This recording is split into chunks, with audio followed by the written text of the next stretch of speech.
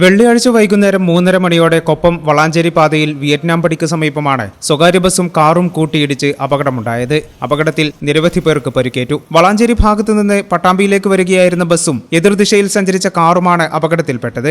കാറിൽ 5 പേരുണ്ടായിരുന്നു. ബസ്സിൽ 10-ലേറെ പേരാണ് ഉണ്ടായിരുന്നത്. പരിക്കേറ്റവരെ വളാഞ്ചേരിയിലെയും തൊട്ടടുത്ത മറ്റു ആശുപത്രികളിലും പ്രവേശിപ്പിച്ചു. കൊപ്പം പോലീസ് സ്ഥലത്തെത്തി മേൽ നടപടികൾ സ്വീകരിച്ചു. ഈ ചാനൽ ന്യൂസ് കൊപ്പം.